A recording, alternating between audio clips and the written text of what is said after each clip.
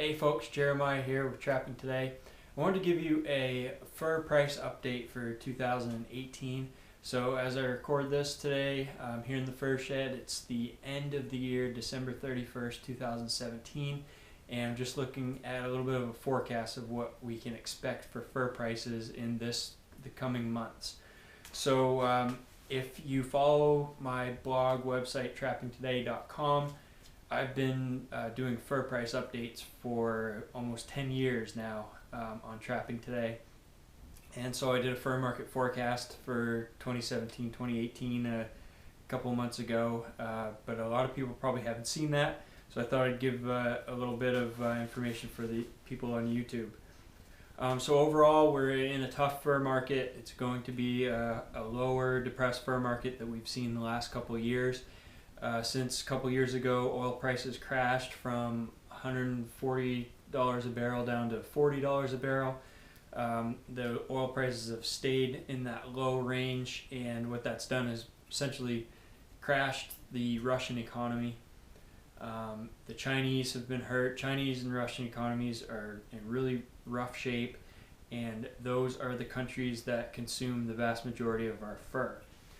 So for that reason, there's less demand for fur because people can't afford it.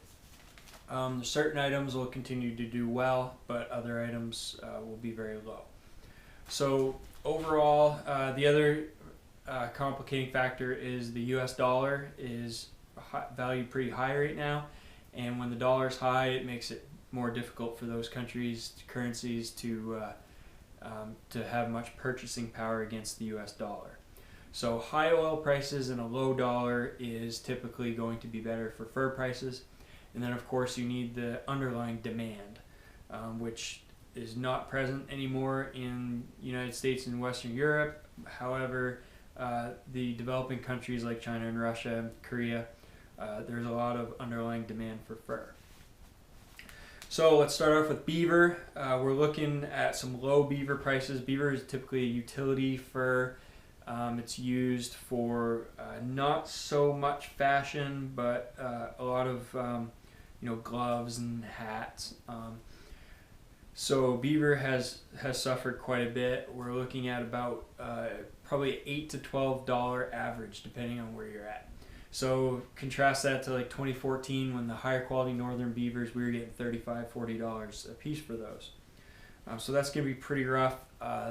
There's a hatter market. The hatter market is essentially beavers are sheared, and the felt is used to make hats, cowboy hats, different styles of felt hats. So the hatter market utilizes low quality beaver furs, like furs from the southern United States that don't have much thick under fur and nice long guard hairs. So that kind of provides a floor for the market. Those hatter beaver, if that market wasn't there, who knows, you might not be able to sell beaver for anything. But if you consider the cost of preparing a beaver pelt, $8 to $12 is pretty poor. It's certainly going to affect the harvest in many places. Some places you have nuisance beavers and guys have to harvest them no matter what. And up north in Canada, there's some trap lines, registered trap lines, where the trappers are required to harvest a certain number of beavers. So we're still going to see a number of them in the market, not directly related to demand and to price.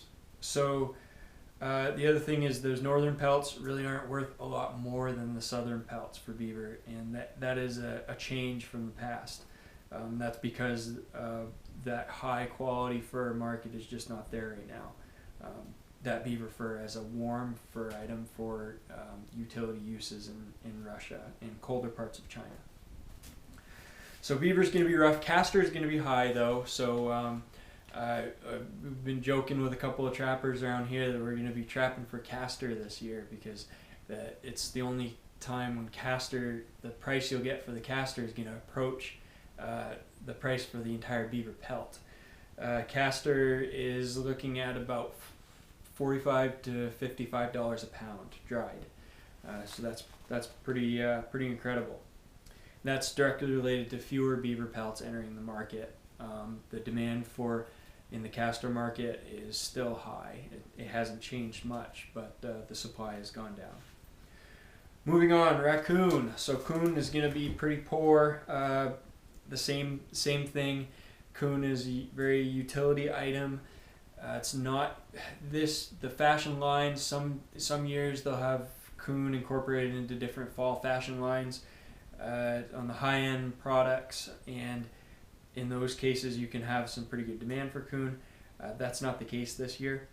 So basically the coon, there's almost no market for coon right now. Some things may develop, but looking at probably about $5 a piece for coon on average. The lower quality southern fur, $2-3, you may not even be able to sell it.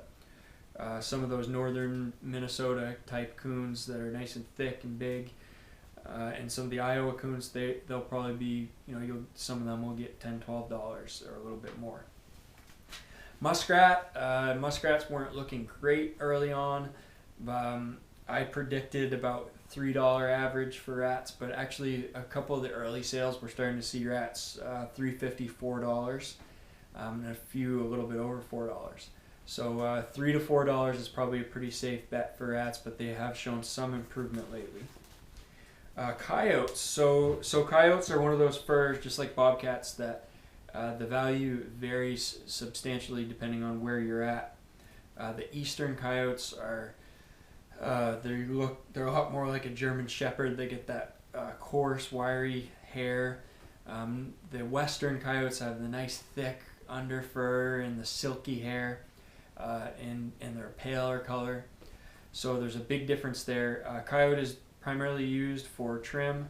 There's fashion use, and there's also just trim on Canada Goose jackets.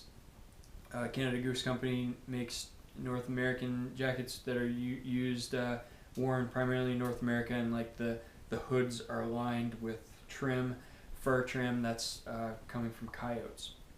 So the eastern coyotes we're looking at $20 to $30. The southern maybe $10-15. Western we should see $50 to $75 averages on those coyotes. Mink haven't moved much in a while, $5 to $10. Otter $20 to $30. I was disappointed. I got a check from NAFA. I had an otter in that auction, a large number 2. I got $15 for it. So that wasn't great, but I actually saw a Maine fur auction this past month where the otters went for over $30. So in close to 40. So there's some room there for some movement, but still pretty low. Bobcats are going to vary a lot. The southern low quality cats with no spots on the bellies, $25 or $25 to $50, and the western cats are probably going to average $300, and there's room for some movement above that depending on what happens in Russia and depending on supply. But the western cats are still in demand. Red fox, $15 to $20. They don't move a lot relative to the other items in the market. Martin and Fisher guys, probably the Intermountain West martin, like from Utah, Idaho, Montana, $20 to $30. Martin from the Northeast, maybe $30 to $40. And the Alaskan and better Canadian martin, probably around $75 is my guess right now, but that could change quite a bit between now and really when we see the Fur Harvesters Helsinki, Finland auction. By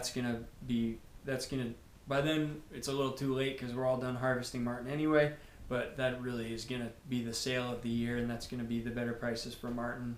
It has been the last 2 years. So keep an eye out for that. Fisher, probably $20 to $40. The female Fisher are going to be a little better. But $20 to $40 is probably a good bet. And then for you guys up in Alaska and Canada trapping lynx, it's been pretty disappointing. I'm thinking about $70 average on lynx again. That's been where it's been the last couple of years. It's kind of a shame because you guys used to get $200 plus lynx, and it's a shame because it's a really nice pelt and takes a lot of work. But anyway, those are kind of my predictions right now. We haven't seen any major fur auctions. Most of the state Trapper Association auctions are coming up in the next month or two. Early February, late January, early February, we get the international auctions taking place. So by then, we'll know a lot more. Could be completely wrong, but